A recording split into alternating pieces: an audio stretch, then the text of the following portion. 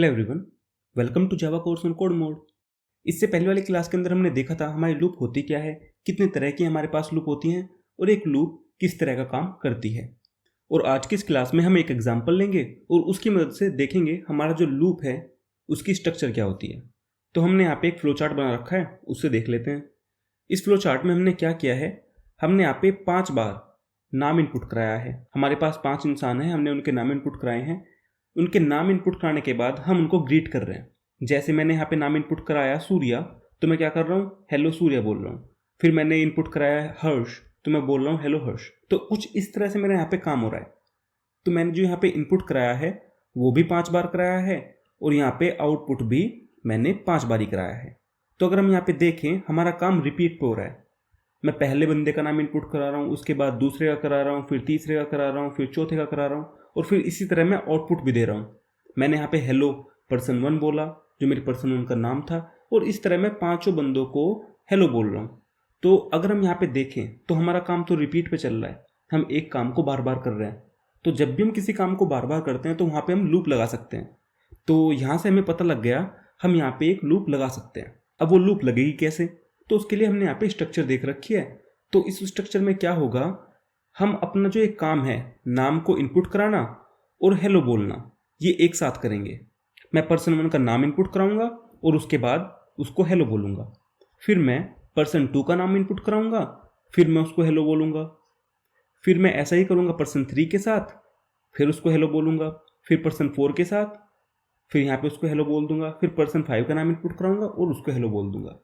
तो ये काम बिल्कुल साथ साथ होंगे। तो मैंने यहाँ पे क्या किया है, यहाँ पे अपने पर्सन का नाम इनपुट कराया है और फिर अपने पर्सन को हेलो बोला है।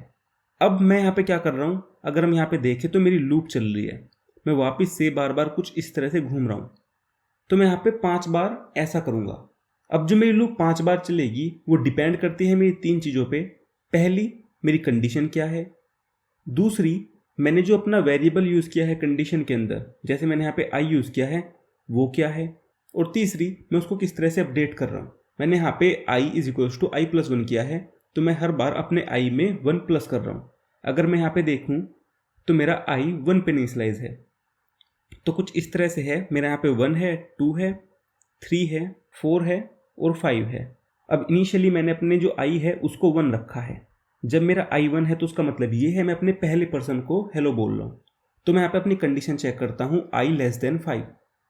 मेरे i की वैल्यू 1 है। तो अब मेरे यहाँ से कंडीशन सही है, तो मैं अपने पर्सन 1 को, जो मेरा पहला पर्सन है, उसको क्या करूँगा, उसका नाम इनपुट कराऊंगा, उसके बाद उसको हेलो बोल दूंगा और मैं अपने i की वैल्यू को बढ़ा दूंगा। मेरे i की वैल्यू हो जाएगी 2। इसका मतलब ये है अब मैं दूसरे बंदे को बोलना चाह रहा हूँ, मैं वापस से कंडीशन चेक करूँगा। अब ये इसी तरह से काम चलता रहेगा। मेरा जो दूसरा बंदा था मैं उसका नाम इनपुट कराऊंगा, फिर हेलो बोलूँगा। ऐसा ही मैं तीसरे के साथ करूँगा, पहले इनपुट कराऊंगा फिर उसको हेलो बोलूँगा।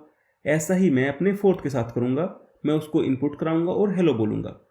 मान लेते हैं मैंने अपने 4th बंदे के लिए हेलो बोल दिया और फिर मैं जब अपनी वैल्यू को इंक्रीमेंट कराऊंगा तो मेरी वैल्यू हो जाएगी 5। और हमने यहाँ पे अपनी कंडीशन में थोड़ी सी मिस्टेक की हुई है। हमें यहाँ पे लिखना था i < 5। तो हमारी कंडीशन कुछ इस तरह से थी, ये हमारी कंडीशन नहीं है। मैं इसको यहाँ पे अपडेट करा दूंगा। तो मेरे i की वैल्यू 5 हो चुकी है।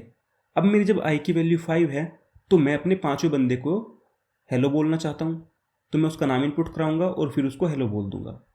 फिर मेरे i की वैल्यू इंक्रीमेंट होगी, i की वैल्यू हो जाएगी 6। अब i की वैल्यू जब 6 है तो उसका मतलब क्या है, मैं अपने छठे बंदे को हेलो बोलना चाह रहा हूँ और मेरे पास तो केवल 5 ही बंदे हैं। मेरे को तो 5 बंदों को ही हेलो बोलना था, पहले उनके नाम इनपुट कराने थे और फिर 5 बंदों को ही हेलो बोलना था। तो मेरे पास छठा बंदा नहीं है। अगर मैं इस कंडीशन में देखूँ तो ये कुछ इस तरह से हो जाएगा, i की जगह पे मेरे पास आ जाएगा 6 और जब मेरे i की जगह पे 6 है तो मेरी कंडीशन फॉल्स हो चुकी है। अब अगर मेरी कंडीशन फॉल्स है तो मैं अपने प्रोग्राम को एंड कर दूंगा। तो हम यहाँ पे भी सेम ही काम कर रहे थे और हमने यहाँ पे भी सेम ही काम किया है, बट मैंने यहाँ पे इसको छोटे से में कर लिया। मैंने यहाँ पे एक लूप लगा दी और बार बार उसी काम को किया। बट यहाँ पे मैं क्या कर रहा था, मैं पहले उनको इनपुट करा रहा था। मैंने 5 लाइन इसके लिए लिखी थी और मैंने 5 लाइन फिर आउटपुट कराने के लिए लिखी थी। बट मैंने यहाँ पे 2 बार ही लाइन लिखी है और मेरा काम हो गया है।